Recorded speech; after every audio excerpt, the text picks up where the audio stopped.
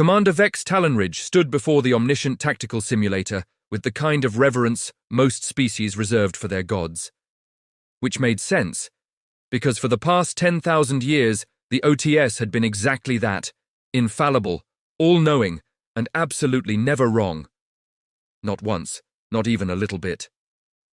The simulator occupied an entire wall of the Galactic Defense Council's war room, a sprawling display of holographic projections that could calculate every possible outcome of any military engagement in approximately 4 seconds. It had predicted the outcome of over 9,000 conflicts with perfect accuracy. Entire civilizations had surrendered based solely on what the OTS told them would happen. It was, without question, the most trusted entity in the known galaxy, which was why the current readout was causing something close to mass panic. Total fleet annihilation in 4 hours and 23 minutes, Vex announced, his feathered crest flattening against his skull in distress. He looked like a very disappointed parrot wearing a military uniform. Survival probability, 0.00%. The Kreslok Armada will eliminate our entire defensive force without sustaining significant casualties. The assembled council members sat in stunned silence. The Kreslok had been tearing through the outer systems for months now.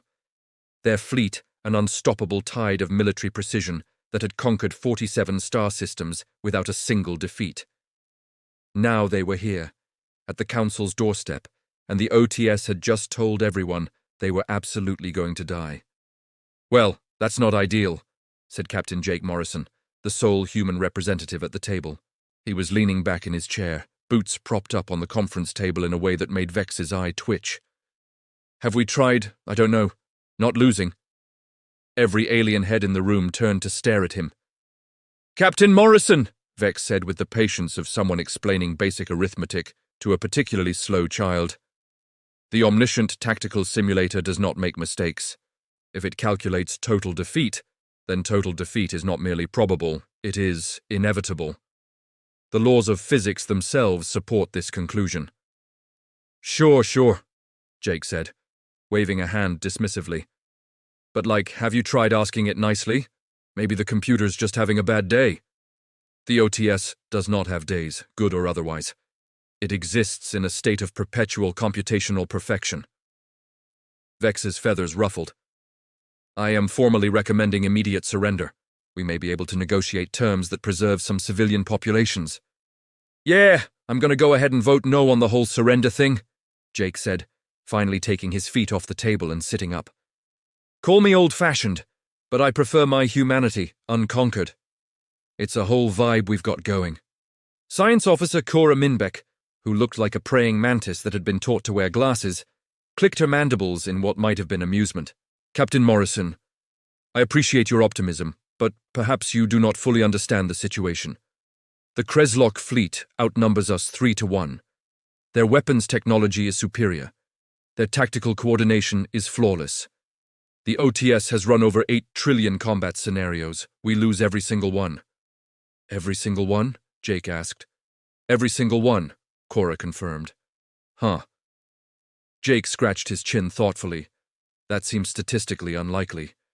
I mean, doesn't someone have to win eventually, even if it's by accident? "The universe does not operate on accidents, Captain," Vex snapped. "It operates on mathematical certainty, which the OTS has calculated with absolute precision." Jake looked at the massive display showing the projected battle, little red hostile ships swarming over blue friendly ones in a visualization that could only be described as deeply depressing. Then he looked back at Vex with an expression that somehow managed to combine skepticism, amusement, and mild indigestion. "Okay, but real talk," Jake said. "Has your fancy computer ever fought humans before?" The room went quiet. "What?" Vex asked. "Humans. Has it ever calculated a battle where humans were involved?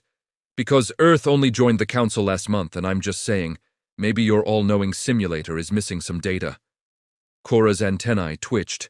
The OTS accounts for all variables relevant to combat effectiveness, ship capabilities, weapons systems, crew training, tactical doctrine. "Yeah, but has it accounted for spite?" Jake interrupted. "Because we've got a lot of that. Also poor impulse control. and this thing where we do incredibly stupid stuff just to see what happens. Your species invented the selfie stick, Vex said flatly. Forgive us for not being impressed by your tactical credentials. Hey, the selfie stick is a cultural achievement, thank you very much, Jake said. But more importantly, I'm requesting access to the simulator's manual override function. The reaction was immediate. Vex's crest shot straight up. Cora's mandibles froze mid-click. Lieutenant Borvak, a rhino-like alien who served as the fleet's combat commander and had been silently glowering at everyone for the past 20 minutes, actually laughed. It sounded like gravel in a cement mixer. The manual override, Vex repeated slowly, as if he'd just been asked to divide by 0. You want to use the manual override? Yeah, that button thing that lets you tell the computer what to do instead of the other way around, Jake said. I assume it exists, right? For like emergencies or whatever? It exists for legal compliance purposes only, Cora explained. Galactic law requires all military systems to include organic command override capability. But it has never been used, not in 10,000 years. Using it would mean trusting intuition over mathematics, feeling over calculation, chaos over order. Right, so it's perfect for what I have in mind, Jake said, standing up. Look, your math says we lose. I get it. But has your math ever had a really, really stupid idea that somehow worked anyway? No, Vex said, because mathematics does not have stupid ideas. That is the entire point of mathematics. Well then, Jake said with a grin that suggested he was either very brave or very stupid, possibly both. Maybe it's time to try something new. The debate that followed Jake's request could charitably be described as intense, and more accurately as slightly unhinged. The council had split into 3 factions, those who wanted to surrender immediately, those who wanted to evacuate and regroup, and Jake, who wanted to press buttons that very specifically had warning labels telling people not to press them. Let me see if I understand your proposal, Vex said, pacing back and forth in front of the simulator like a prosecutor building a case. You, a captain from a species that has been spacefaring for less than a century, want to override the calculations of a computer system that has successfully predicted the outcome of military conflicts for 10 millennia. When you say it like that, it does sound pretty arrogant, Jake admitted. But yes, that's exactly what I want to do. On what basis? Cora asked, genuinely curious. What strategic insight do you possess that the OTS lacks? What tactical doctrine have humans developed that supersedes established galactic military theory? Jake thought about this for a moment. Have you guys ever heard of the Emu War? Silence. The what war? Vex asked. The Emu War. Australia, 1932. The military deployed soldiers with machine guns to fight emus. Big birds. Not great at flying, but excellent at running. The emus won. More silence. I'm sorry, Cora said carefully. Did you just say the birds won a war against soldiers with machine guns? Yep. The military gave up. The emus kept doing whatever emus do. It was a whole thing. Jake shrugged. My point is, sometimes the side that should win doesn't win because reality is weird and stuff happens that nobody planned for. Your simulator is really good at predicting outcomes when everyone follows the rules. But humans are, not great at that part. This is madness, Vex sputtered. You are proposing we bet the survival of our civilization on the precedent of flightless birds defeating infantry? I'm proposing we bet on unpredictability, Jake corrected. The Kreslok are winning because they're good at strategy, right? They outthink everyone, outmaneuver everyone, outplan everyone. Your simulator confirms they're better than us at everything that matters in a normal battle. Correct, Cora confirmed. So don't have a normal battle, Jake said. Have a weird one, a stupid one. One where the rules don't make sense and the tactics are so bad they might accidentally loop around to being good. Borvak, who had been listening with increasing interest, leaned forward. Explain, he rumbled. The Kreslok are too smart, Jake said. They're going to be ready for every conventional strategy because they've seen it all before. But they've never fought humans. They don't know what we're like. So if we do something absolutely deranged, something that violates every principle of military strategy, they won't know how to counter it. Because they'll be looking for the trap, for the strategy, for the clever plan. And there won't be one. just chaos. Chaos is not a battle plan, Vex insisted. No, but it's a vibe, Jake countered. And vibes are important. I cannot believe we are having this conversation, Vex muttered, rubbing his temples. The Kreslok Armada will be here in 6 hours. We should be organizing evacuations, negotiating surrender terms, making peace with whatever gods we believe in.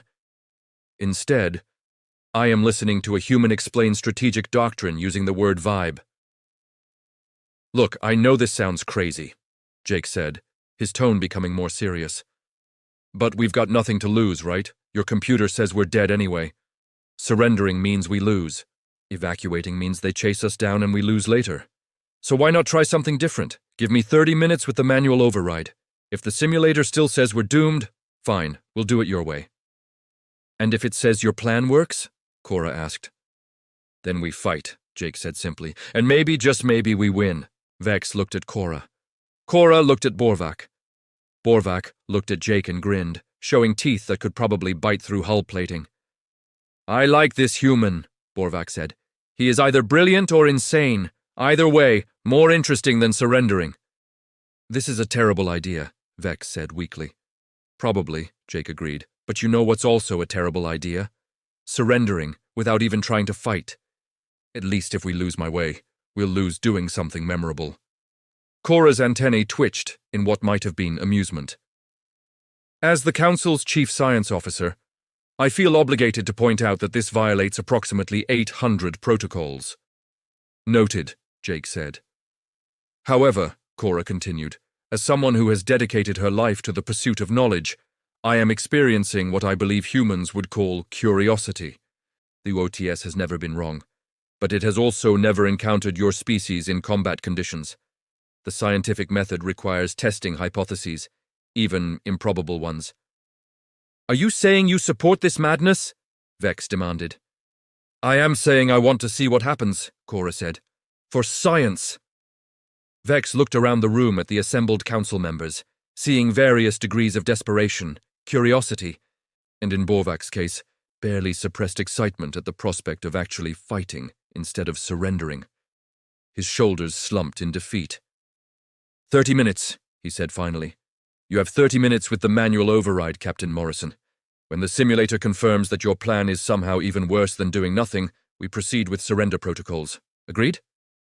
Agreed, Jake said, walking over to the simulator's control interface.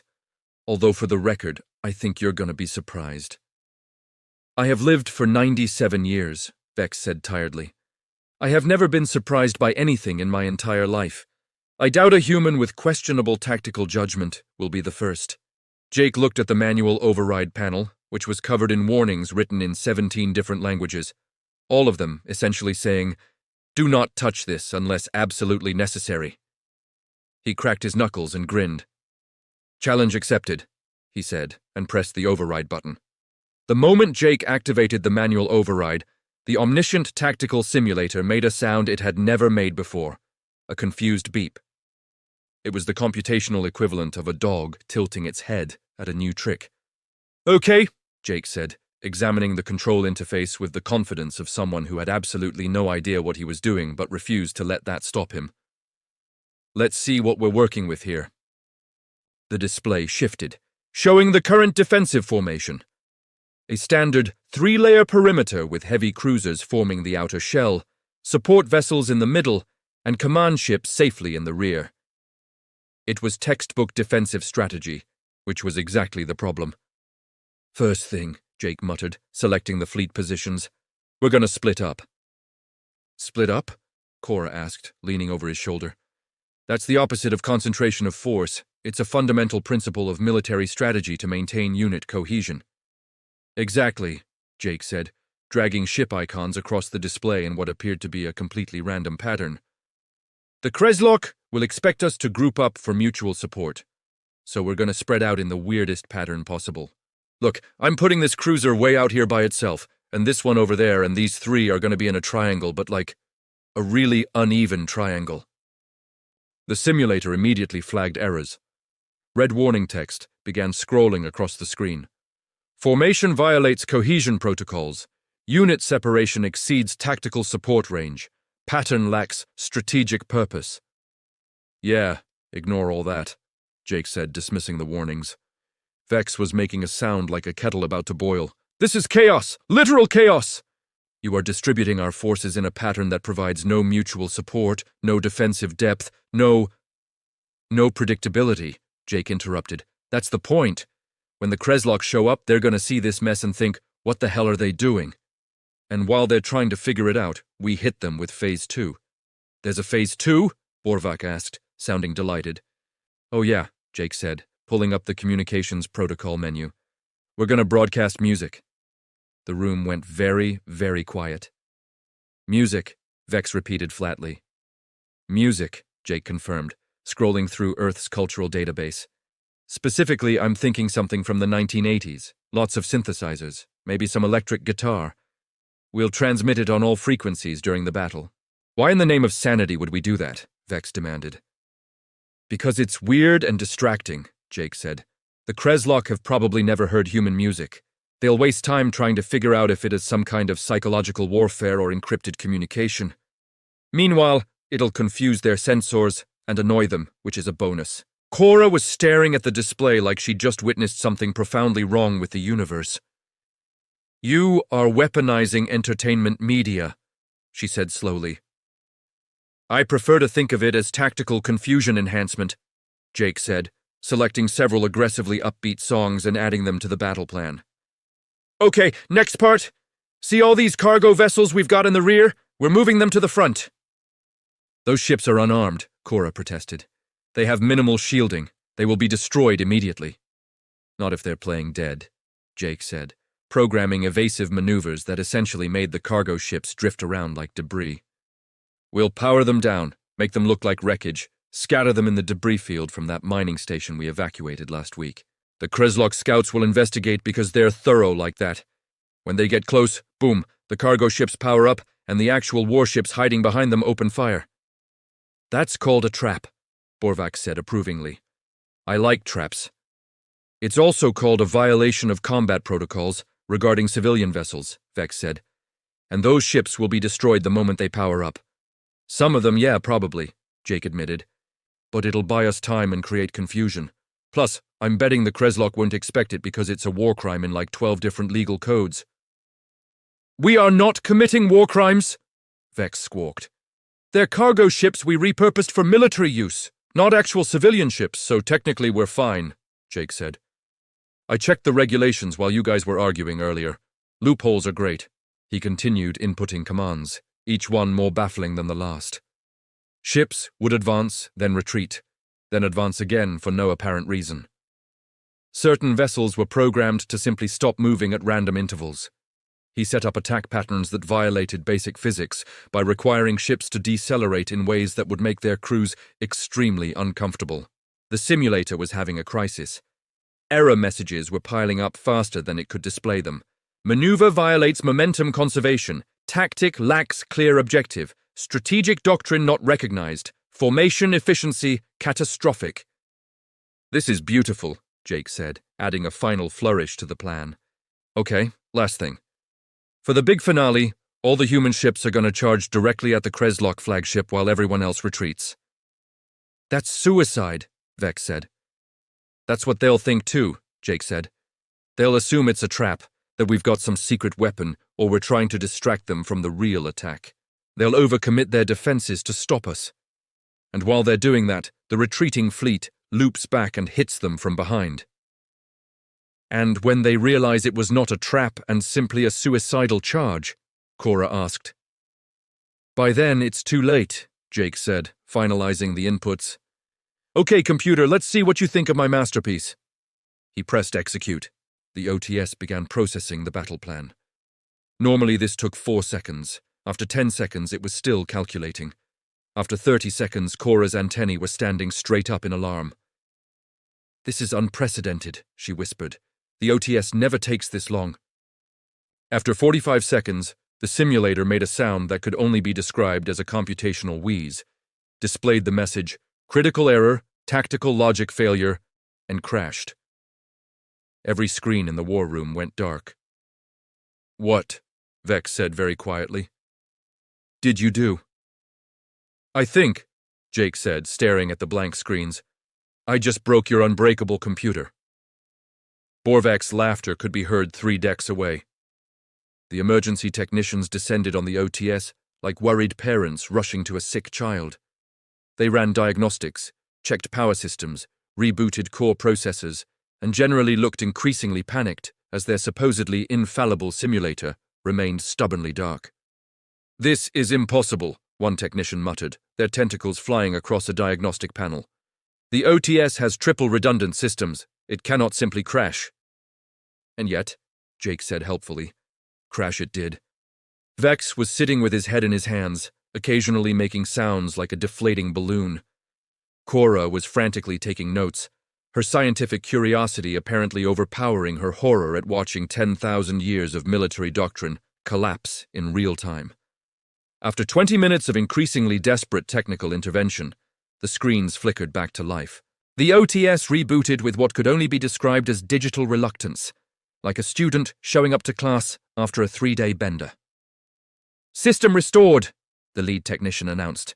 Running Captain Morrison's battle plan again now.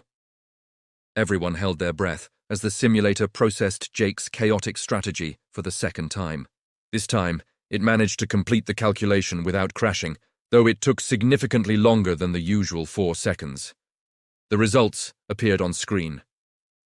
Survival probability, Cora read aloud, her voice climbing several octaves. 2.3%. The room erupted. 2.3%? Vex shouted, jumping to his feet. That's still a 97.7% chance of total annihilation. This is your grand plan? That's a 2.3% improvement over 0, Jake pointed out. That's technically infinite times better if you think about it. I refuse to think about it in those terms, Vex snapped. This is still certain defeat. But it's not 0, Borvak said thoughtfully. 0 meant no chance. 2.3 means a chance. Small chance, but chance. Cora was studying the simulation results with intense focus, her mandibles clicking rapidly. This should not be possible, she muttered. The survival probability increased. The OTS never changes its calculations unless the strategic situation changes. But the forces are the same. The capabilities are the same. The only variable that changed was the battle plan itself. So, what does that mean? Jake asked. It means, Cora said slowly, that the simulator has never encountered this type of strategic approach before. It crashed because it attempted to calculate outcomes for tactics that violate its entire understanding of military logic. When it rebooted, it had to create new analytical frameworks to even process what you created. You broke its brain, Borvak said, grinning. He preferred to think of it as expanding its horizons, Jake said. Vex was pacing again, his feathers practically vibrating with agitation. This is madness. A 2% survival probability is not a battle plan, it is a prayer. We should be preparing surrender terms, not chasing statistical impossibilities. With respect, Commander, Borvak said, his deep voice cutting through the argument. I have been a soldier for 40 years. I have fought in 17 campaigns. I have won battles that should have been lost and lost battles that should have been won. I know what certainty looks like, and I know what a fighting chance looks like. He gestured at the display. This is a fighting chance. A 2% chance is not, Vex began. A 2% chance is better than surrender, Borvak interrupted. Surrender is 0% chance of victory, 100% chance of occupation, slavery, or extinction. I would rather die fighting with 2% hope than live on my knees with none. Hear, hear, Jake said, then paused. Is it hear, hear, or hear, hear? I never remember. Not the point right now, Captain, Cora said, but her tone was thoughtful. Commander Vex, I must admit that Lieutenant Borvak raises a valid concern. The OTS calculated 0 probability of survival with conventional tactics. Captain Morrison's approach, however unconventional, represents the only scenario in which our probability of survival increased. By 2%, Vex said desperately. 2%! 2% more than 0, Jake said. Look, I get it. This is scary. Your whole civilization has trusted this computer for 10,000 years, and now some random human showed up and broke it with the power of stupidity. But here's the thing about humans. We're really, really good at doing dumb things that accidentally work. It's kind of our specialty. Give me one example, Vex demanded. One historical example of humanity achieving victory through sheer stupidity. The American Revolution, Jake said immediately. Bunch of farmers with muskets beat the most powerful military on Earth by refusing to line up in neat rows and get shot like they were supposed to. Instead, they hid behind trees and rocks and fought dirty. The British kept waiting for them to follow the rules of warfare. They never did. That is different, Vex protested. The Winter War, Jake continued. Finland versus the Soviet Union, 1939. The Soviets had a massive army. Finland had some guys on skis. Finland held them off by being absolutely unhinged about the whole thing. Molotov cocktails, guerrilla tactics, one sniper who killed over 500 enemy soldiers. The Soviets expected a proper war. They got chaos. Still not the same as the Battle of Karansebes, Jake said. Austrian Army, 1788. They got confused in the dark and fought themselves. Thousands of casualties. Nobody else was even involved. The point is, humans are unpredictable. We do things that don't make sense. And when you're facing an enemy that's better than you at everything that makes sense, not making sense becomes your only advantage. Vex looked around the room, seeing the doubt in his fellow council members' faces. They were listening to Jake. They were considering his insane plan. His perfectly logical, rational civilization was being seduced by chaos. I need to retire, Vex muttered. I'm too old for this. Is that a yes? Jake asked. There was a long pause. Then, finally, Vex's shoulders slumped in defeat. Fine, he said quietly. We'll try your plan, but when the Kreslog destroy us, I want it recorded that I objected strenuously to this course of action. Noted and logged, Cora said, though she didn't sound particularly concerned about the objection. Excellent, Jake said, clapping his hands together. Okay, we've got about 4 hours before the Kreslok show up. Borvak, I'm going to need you to brief the fleet commanders on the plan. Tell them to ignore everything that feels natural and lean into the confusion. With pleasure, Borvak rumbled. Cora, I need you to make sure the music playlist is loaded correctly. Also, if you have any other weird human cultural exports we can weaponize, now's the time. I shall consult our database, Cora said, her antennae twitching with what might have been excitement. And Commander Vex, Jake said, turning to the exhausted-looking alien, I need you to do something really important. What? Vex asked warily. Get some coffee, or whatever you people drink. This is going to be a long night. Vex stared at him for a moment, then made a sound that might have been a laugh or might have been a sob. It was hard to tell. We are all going to die, he said. Probably, Jake agreed cheerfully. But at least we'll die doing something interesting. As the council dispersed to prepare for battle, the OTS ran one final calculation, a background process that no one noticed. It was trying to quantify the new variable it had discovered, the factor that had changed its predictions. After several attempts, it generated a label. Human factor, unpredictable. The probability percentage next to the label kept flickering, unable to settle on a stable value. The computer had calculated countless battles across millennia, but this was the first time it had ever encountered something it genuinely couldn't predict. In its own way, the OTS was experiencing something new. The simulation was nervous. The Kreslok Armada emerged from hyperspace with the kind of precision that made Cora's scientific heart sing and her survival instincts scream. 300 warships, perfectly organized in a standard assault formation, each one a masterpiece of military engineering designed for one purpose: overwhelming force. Their commander, Strategic Prime Krovik, surveyed the enemy fleet with the calm confidence of someone who had won 47 consecutive victories. He was a methodical genius, a tactical virtuoso who had spent centuries perfecting the art of warfare. He was not prepared for what happened next. Energy signatures detected from defensive fleet, his sensor officer reported. They appear to be singing. Krovik's eye stalks swiveled. Explain. They are broadcasting audio signals on all frequencies, Prime. Music. I believe it is called Don't Stop Believin' by a group named Journey.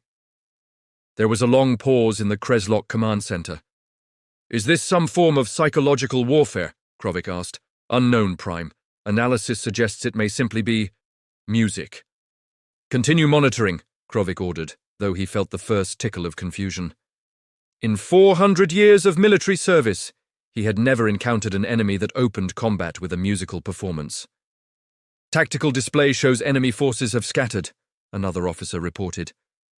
"Their formation lacks cohesion. Multiple vessels are isolated beyond mutual support range. No clear defensive strategy is evident."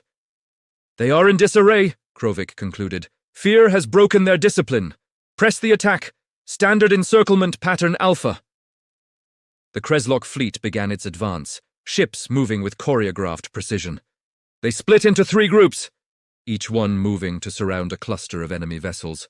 It was textbook strategy, the same approach that had won them dozens of battles. Then the cargo ships exploded.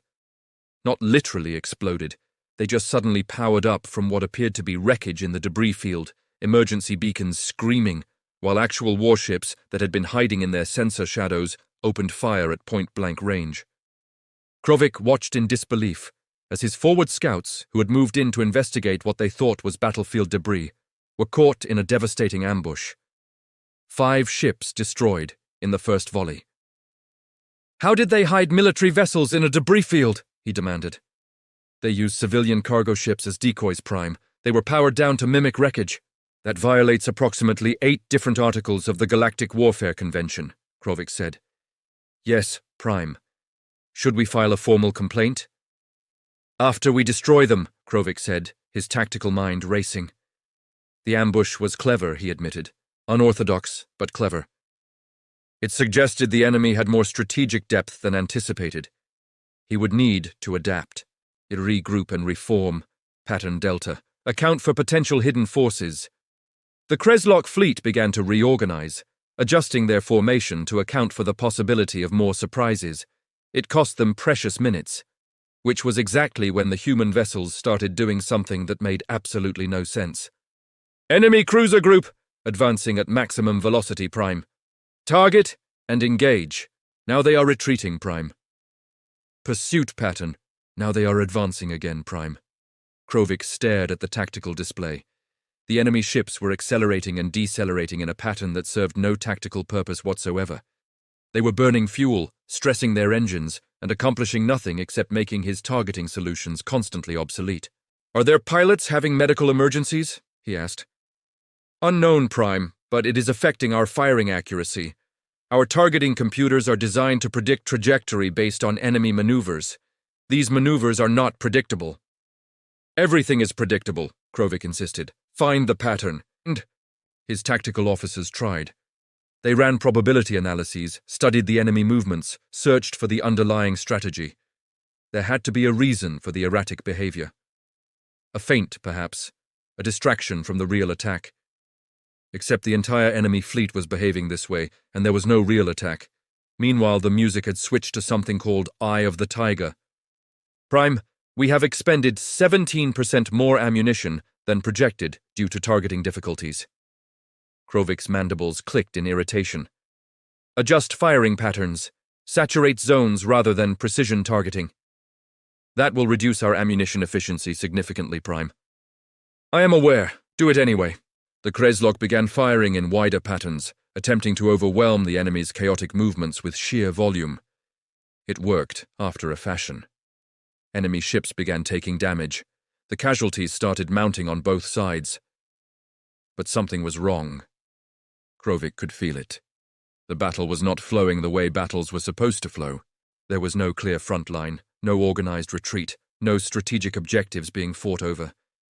It was just chaos. Ships fighting individually, breaking off, engaging again, the entire battlefield a swirling mess of uncoordinated violence. And his fleet, trained for organized warfare, was struggling to adapt. "Enemy heavy cruiser group breaking off from engagement, Prime. They are fleeing toward our left flank." "Pursuit?" his second officer asked. Krovic hesitated. Every instinct told him it was a trap. The enemy was baiting him, trying to draw his forces out of position. He had seen this trick before. "Negative. Maintain formation. They want us to chase them." Confirmed, Prime. Wait. New contacts. The fleeing vessels have circled back. They are attacking our right flank now. Krovik pulled up the tactical display and saw what had happened. The enemy hadn't been fleeing. They had simply left, gone somewhere else, and come back from a different direction. There was no strategy to it. They had just decided to be somewhere else and then changed their minds. This is insane, he muttered. Prime, the human vessels are charging directly at our flagship. Krovik's attention snapped to the display. 20 human warships, flying in a loose formation that barely qualified as a formation at all, were accelerating straight toward his position. No support, no backup, just a direct charge into the heart of his fleet. This was clearly the trap. This was the moment he had been waiting for. The enemy's desperation gambit, their secret weapon, their hidden ace. They were sacrificing their human ships to deliver some kind of decisive blow. All defensive batteries target the human vessels, he ordered. Do not let them get close. Deploy intercept wings, full defensive posture. Half his fleet turned to face the human charge, weapons hot. Every sensor trained on the approaching ships. Krovik waited for the revelation, for the moment when the trap would be sprung and the hidden strategy would become clear. The humans kept charging. No weapons fire, no unusual energy signatures, just 20 ships flying straight at certain death, while from their speakers, something called Danger Zone played at maximum volume. Impact in 30 seconds, Prime. Krovik watched, waiting. 20 seconds, Prime! Still nothing, just the charge, just the music. 10 seconds, Prime. And that was when the rest of the enemy fleet, the ships that had supposedly been retreating, completing their wide loop and hit the Kreslok formation from behind. The left flank collapsed instantly. Ships caught with their defensive positions all wrong, their weapons pointed the wrong direction, their formation completely exposed. The enemy poured fire into the gap, and the carefully organized Kreslok battle line shattered like glass. Krovik stared at the tactical display in horror. The human charge hadn't been a trap. It had just been a charge. A stupid, pointless, suicidal charge that had made him commit everything to stopping it. And while he had been focused on the obvious threat, the real attack had come from the direction he had abandoned. They sacrificed nothing, he whispered. There was no trap. They were simply willing to die, and I fell for the bluff. Except it wasn't even a bluff. The humans hadn't expected him to fall for anything. They had just done something so stupidly straightforward that he had assumed it must be complex. All ships, emergency retreat pattern Omega, he ordered, his voice hollow. Prime, that formation leaves our command ship exposed. I am aware, Krovik snapped. Execute the order. But it was too late. The enemy had momentum now, and the Kreslok fleet, designed for organized warfare, was stumbling over itself trying to reorganize. Ships collided, firing solutions overlapped. Communication channels jammed with conflicting orders. The battle had become exactly what the humans had designed it to be. Chaos. And in chaos, the side that had nothing to lose had everything to gain. Prime, damage reports coming in from all sectors. We have sustained 43% casualties. Our formation is compromised. Our ammunition reserves are depleted beyond combat effectiveness. Krovik looked at the display, at his scattered fleet, at the enemy still fighting with the kind of unhinged determination that suggested they had either gone completely insane or had never been sane to begin with. He had won 47 consecutive victories. He had conquered star systems, defeated legendary fleets, crushed organized resistance across the galaxy. But he had never fought an enemy that refused to make sense. Signal retreat, he said quietly. We surrender. The music, mercifully, finally stopped. The silence in the council war room was profound. Not the tense silence of before the battle, but the stunned, processing, what the hell just happened silence that follows events that should not have been possible. The OTS display showed the final battle results. Kreslok fleet surrendered, council fleet victory, human casualties, moderate, alien casualties, light, overall survival, 100%. Vex stared at the screen like it had personally betrayed him. We won, Cora said, her voice small and confused. We won, Borvac confirmed, grinning so widely his tusks were showing. We won, Vex repeated, the words seemingly making no sense in his brain. The OTS calculated a 0% survival probability. Then it calculated a 2% probability. We won with 100% survival. Well, technically some ships got destroyed, Jake pointed out. But yeah, all our people made it out alive. The Kreslok surrendered once they realized they were losing to a battle plan that didn't have a plan. How? Vex asked, looking at Jake with something between awe and horror. How did you know it would work? I didn't, Jake said honestly, shrugging. I had no idea. I genuinely thought there was a good chance we'd all die. But I figured dying while trying something was better than dying while giving up. You gambled our entire civilization on a guess, Vex said weakly. A really good guess, Jake amended. Look, the thing about humans is we've spent most of our history being the underdogs. We've had to fight bigger predators, harsher environments, each other, and occasionally ourselves. We learned that when you can't win by being stronger or smarter, you win by being weird, unpredictable. You make the other side spend so much energy trying to figure out what you're doing that they forget to actually win. Cora was frantically scrolling through the battle data, her mandibles clicking rapidly. The OTS is attempting to analyze the engagement. It keeps running the numbers. According to its calculations, we should have lost. But we did not lose. It is attempting to determine what variable it missed. The variable was chaos, Jake said. Your computer thinks in terms of optimization, efficiency, strategy. But humans think in terms of, what if we just tried something dumb and saw what happened? That's not a variable a computer can calculate because it's not logical, it's emotional, it's instinct, it's spite. We need to update our tactical doctrine, Borvac said, looking at the battle data with professional interest. This approach has merit, fighting unpredictably, forcing the enemy to adapt to chaos rather than strategy. I'm not sure we can teach chaos, Cora said doubtfully. The council species we are not comfortable with randomness. We prefer order, structure, predictability. That's why you need humans, Jake said. We're naturally chaotic. It's our default setting. I need to retire, Vex said again, but this time he sounded more resigned than distressed. I am too old to witness the complete restructuring of military theory. You could just add it as an option in the simulator, Jake suggested. Like, when you run a battle calculation, include a checkbox that says, do something stupid, and see if it improves the odds. Do something stupid is not a recognized tactical classification, Cora said, though she was making notes. It is now, Jake said cheerfully. There was a chime from the communications console. Lieutenant Borvac pulled up the message and read it, his expression shifting to something that might have been respect. The Kreslok commander is requesting to speak with whoever designed our battle strategy, he said. He says he has been a tactical officer for 400 years and has never encountered anything like what we just did. He wants to know what strategic doctrine we were following. Everyone looked at Jake. Tell him we weren't following any doctrine, Jake said. Tell him we were just making it up as we went along. He will not believe that, Borvac said. Then tell him it was a human thing and leave it mysterious, Jake said. Adds to our reputation. Cora looked up from her data analysis. Captain Morrison, the OTS has finished its post-battle review. It has concluded that your battle plan should not have worked. Even after analyzing what actually happened, it still calculates that the Kreslok should have won. But they didn't, Jake said. But they did not, Cora agreed.